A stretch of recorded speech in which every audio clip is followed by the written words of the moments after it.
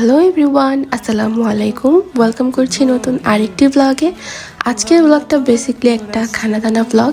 আমাদের বাসায় আমাদের খুব কাছের মানুষদের আমাদের বাসায় ইনভাইট ছিল, যার কারণে তাদের জন্য একটু ছোটোখাটো দাওয়াত প্রিপারেশন করেছিলাম। সো সেগুলো নিয়ে আজকের ব্লগ, যে তাদের জন্য আমরা কি করেছি খুবই অল্প সময়ের মধ্যে। So let's start it. সবসময় মামুনি গেস্ট আসার আগের দিন রাত থেকেই রান্নাবান্নার প্রিপারেশন শুরু করে দেয়। ধরেন যেগুলো হচ্ছে আগের দিন রান্না করলে আরও টেস্ট লাগে বেশি, লাইক হাঁসের মাংস, গরুর মাংস, খাসির মাংস। তাই মামুনি সব সময়ের মতো আগের দিন রাতেই হচ্ছে হাঁসের মাংসটাও অর্ধেক রান্না করে রেখেছিল, আর গরুর মাংসটাও হচ্ছে অর্ধেক রান্না করে তারপর হচ্ছে দুপুরবেলা থেকে রান্নাটা শুরু করে মামুনি। তো বরাবরের মতো সেই কাজটাই করেছিল। আর এইবারে মামুনি চাচ্ছিল আরও কিছু আইটেম করবে, বাট আমাদের বাসার যেই কাজের খালা উনি হচ্ছে অনেক দুপুর করে টাইম করে এসেছিল, যার কারণে হচ্ছে মামুনি অসুস্থ আর আমি অসুস্থ, যার কারণে মামুনি ছোটোখাটো করেই হচ্ছে ইনভাইটেশনের সব কিছু আয়োজন করেছিল। তো এই যে দুপুরবেলা পরে হচ্ছে রোস্ট, দেন হচ্ছে ডিমের শাহি কুরমা, এরপরে পোলাও, এরপরে হচ্ছে মামুনি মাছও ভিজিয়েছিল যে রান্না করবে, বাট হচ্ছে আমাদের খালা আসেনি, যার কারণে হচ্ছে আমি আর মামুনি কোনোটাই করতে পারিনি, কারণ আমারও জ্বর ছিল। তো এই যে গরুর মাংসটা যে হাফটা বাকি ছিল ওটাও রান্না করে ফেলছে মামুনি।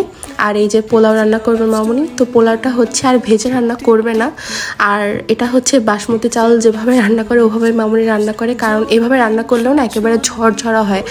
তো মামুনি ভাবতেছিল এটা হেলদি ওয়েতে হবে। আর এদিকে হচ্ছে আমি টেবিল সেটিং করতেছিলাম। সো আজকের থিম হচ্ছে ইয়েলো অ্যান্ড রেড কালারের আমি করতেছি সব কিছু।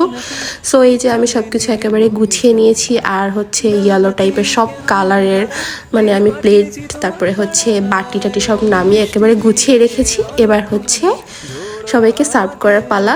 তো এই যে পোলাওটাও হয়ে গিয়েছে প্রায়, আর এর মধ্যে হচ্ছে আমি আবার লাস্টবার করে দেখিয়ে দিচ্ছি, বেশি কিছু করা হয়নি, জাস্ট 4 থেকে 5 পদের খাবার রান্না করা হয়েছিল। রোস্ট, গরুর মাংস, হাঁসের মাংস, ডিমের কোরমা, এরপরে হচ্ছে সাদা পোলাও, আর সাথে ছিল একটু সালাদ। আর কিছুই করতে পারি নাই, ইচ্ছা ছিল বাট হয়নি।